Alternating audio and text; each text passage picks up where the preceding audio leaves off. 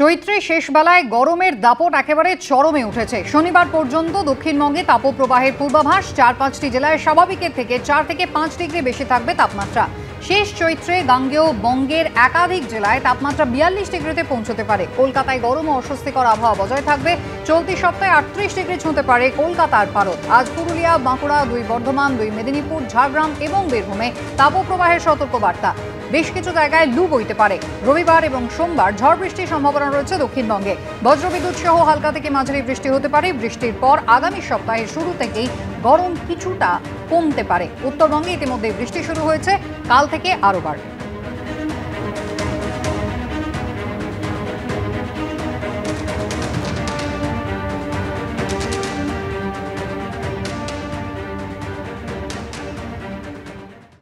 আগামী 19 এপ্রিল থেকেই শুরু হয়ে যাচ্ছে লোকসভা নির্বাচন। আর তার আগে একেবারে তীব্র গরম উপেক্ষা করেই প্রত্যেক প্রার্থীকে জনসংযোগ করতে হচ্ছে, দিনভর প্রচারে ব্যস্ত থাকতে হচ্ছে।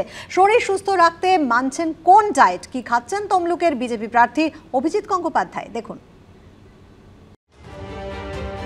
লোকসভা ভোট যতই এগোচ্ছে বাংলা দিয়ে চলছে রাজনীতির পারদ। সেই সঙ্গে উত্তরোত্তর বাড়ছে রোদের তেজও।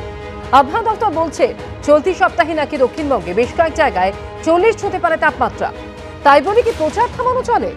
প্রথমবার ভোটের ময়দানে পা রেখে এই নিয়ে যথাসম্ভব সতর্ক তমলুকের বিজেপি প্রার্থী। প্রাক্তন বিচারপতিকে হাতের সামনে পেয়ে খাবার দাবারের এলাহি আয়োজন করছেন দলের কর্মীরা। কিন্তু আপাতত রসনা বিলাসে কিছুটা সংযত অভিজিৎ গঙ্গোপাধ্যায়। শরীর ঠিক রাখতে শুধুই ভাত, ডাল, ভাজাভুজিতেই সীমিত রাখছেন নিজেকে। আমি তো খাই খুব অল্প, তাই অনেকগুলো জিনিস না খেয়ে নাচমি রেখে দিতে হচ্ছে। যেটা খাচ্ছি না সেটা একেবারেই খাচ্ছি না, আর যেটা খাচ্ছি সেটা পুরোটা খেয়ে নিচ্ছি। প্রচারের ফাঁকে প্রায় প্রতিদিনই দুপুরের খাওয়া দাওয়া হচ্ছে দলের কোনো কর্মীর বাড়িতে। ভাতের সঙ্গে থাকছে ডাল, আলু ভাজা, বেগুন ভাজা, পোস্তর বড়া, 3-4 রকমের মাছ। দলীয় কর্মীর বাড়িতেই লাঞ্চটা হচ্ছে, তারা এলাহি আয়োজন করছেন। ডাল, ভাজা, ভাত, ডাল, তারপরে আজকে দেখছি পোস্তর বড়া খুব উপাদেয় প্রস্তুত, বেগুন ভাজা, তারপরে কোনো সবজি, এরকম। চিকিৎসকরা বলছেন গরমে যথাসম্ভব হালকা খাবার আর প্রচুর জল খেতে। সামনে বড় লড়াই, তার আগে নিজেকে সুস্থ রাখতে সেই পথেই হাঁটছেন তমলুকের বিজেপি প্রার্থী। বিজন চক্রবর্তীর রিপোর্ট, এবিপি আনন্দ, পূর্ব মেদিনীপুর। এত চ্যালেঞ্জ ছুড়ে দেওয়ার পর অবশেষে একেবারে রণে ভঙ্গই দিলেন নওশাদ সিদ্দিকী। লোকসভা ভোটে অভিষেক বন্দ্যোপাধ্যায়ের বিরুদ্ধে ডায়মন্ড হারবার থেকে দাঁড়ালেনই না আইএসএফ বিধায়ক। শুধু তাই নয়, বামেদের সঙ্গেও জোট ভেঙে দিলেন নওশাদ, জানিয়ে পাল্টা জবাব দিয়েছে সিপিএম। ডায়মন্ড হারবার লোকসভা কেন্দ্র থেকে প্রতিদ্বন্দ্বিতা করবেন মজনু লস্কর।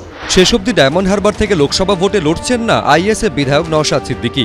ভোটে অভিষেক বন্দ্যোপাধ্যায়ের মুখোমুখি হলেন না তিনি। শেষ মুহূর্তে বামেদের সঙ্গে জোটও ভেঙে দিল আইএসএফ। কেন অভিষেক বন্দ্যোপাধ্যায়ের বিরুদ্ধে লড়াই থেকে সরে এলেন নওশাদ? নেপথ্যে কোন সমীকরণ? আচমকা বামেদের সঙ্গে জোট ভাঙার নেপথ্যেই বা কি রহস্য? কার সুবিধে করে দিল আইএসএফ? উনি একটা এমন অবস্থা তৈরি করলেন যে ওখানে বামেদের প্রার্থী দিতে হবে, আইএসএফেরও প্রার্থী দিতে হবে। এটা কি কোনো না কোনোভাবে ভেবে দেখবেন, এটা কি তৃণমূলকে সাহায্য করা হচ্ছে না? কিন্তু এই নওশাদ সিদ্দিকী সাম্প্রতিক অতীতে একাধিকবার অভিষেক বন্দ্যোপাধ্যায়ের বিরুদ্ধে লড়ার ইঙ্গিত দিয়েছিলেন। আমি যেই ঘোষণা করছি ডায়মন্ড হারবারে আমি দাঁড়াবো, তৃণমূল কংগ্রেসের ছোট বড় ছোট যত রকমের নেতা আছে আমার পেছনে হাত দিয়ে পড়ে গেছে। নন্দীগ্রামবাসীর কাছে আমি দোয়া আশীর্বাদ নেব যেন ডায়মন্ড হারবারে আমার পার্টি যদি আমাকে অনুমোদন দেয়, ওখান থেকে মমতা ব্যানার্জির ভাইপোকে পরাজিত করে যেন কালীঘাটে পাঠাতে পারি। ইতিমধ্যেই কালীঘাট কাঁপতে শুরু করেছে, সেই জন্য এখন থেকে সে বেডিং পত্র গুছিয়ে রাখছে নওশাদ সিদ্দিকী ডায়মন্ড হারবারে দাঁড়াবে বলেছে বলে। কিন্তু দীর্ঘ গড়িমসির পর নওশাদ সিদ্দিকী যখন অভিষেক বন্দ্যোপাধ্যায়ের বিরুদ্ধে লড়াই থেকে সরে এলেন, তখন নানা মহলে এর নেপথ্য কারণ নিয়ে প্রশ্ন উঠতে শুরু করেছে। ঘোষণা করতে কে বলেছিল? ঘোষণা যখন করলেন পিছু হটলেন কেন? এখানে কি অভিষেকের কোনো কলকব্জা আছে নাকি অন্য আরো কারুর? অভিষেকদের মাথায় যারা দিল্লিতে বসে আছে তাদের কোনো কলকব্জা আছে?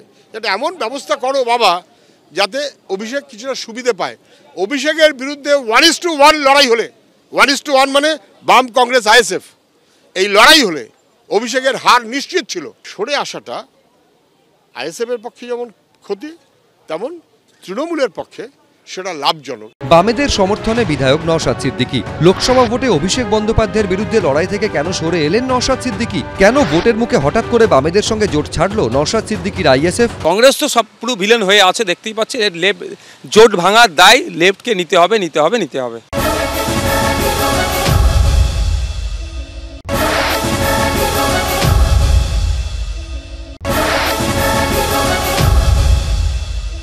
বিজেপির নাকি টাকা নিয়ে আমরা দল চালাচ্ছি, এ কথা কিছু তৃণমূলী বন্ধুরা ছড়াচ্ছে। তাদেরকে বলো ভাই, গোপনে না প্রকাশ্য টাকা নেব, তার 90% তোমাকে দিয়ে দেবো, তুমি লাইনটা করে দাও।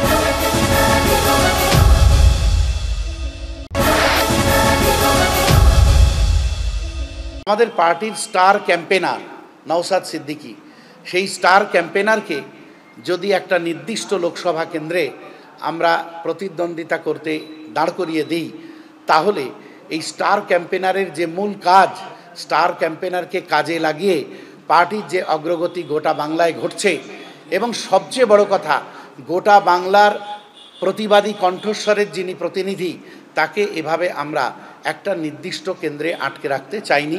আর তাই নওশাদ সিদ্দিকীকে আমরা কোনো একটা লোকসভা কেন্দ্র কেন, কোনো লোকসভা কেন্দ্রেই প্রতিদ্বন্দ্বিতা করতে দিচ্ছি না। তিনি তার নিজের কথা রাখতে পারছেন না। তার কারণ এ কথা তো আসবেই মানুষের জনমানসে, যে তাহলে কি সেটিং হলো, মানুষ প্রশ্ন করবে, এ প্রশ্নের উত্তর দিতে হবে। এবং সত্যি তো তাই, তিনি নিজে আগ বাড়িয়ে বলেছিলেন আমি এবার ডায়মন্ড হারবারে জানাচ্ছি। তা এবারে ডায়মন্ড হারবারে না দাঁড়িয়ে তিনি ব্ল্যাক ডায়মন্ড হয়ে যাচ্ছেন কেন? নওশাদ সিদ্দিকী ডায়মন্ড হারবারে না দাঁড়ানোর সিদ্ধান্তকে কটাক্ষ করে তৃণমূলের আইটি সেলের প্রধান দেবাংশু ভট্টাচার্য লিখেছেন, অভিষেক বন্দ্যোপাধ্যায়ের বিরুদ্ধে দাঁড়াতে চেয়ে নিজেই চ্যালেঞ্জ জানিয়ে তারপর নিজেই সেখান থেকে পালিয়ে যাওয়াকে নওশাদ সিদ্দিকী বলে। এই জন্যই আমরা বলি, পান্তা ভাতকে বিরিয়ানি ঢেকুর তোলা উচিত না। উজ্জ্বল মুখোপাধ্যায়, রাজীব চৌধুরী, আশিস বাগচি, এবিপি আনন্দ।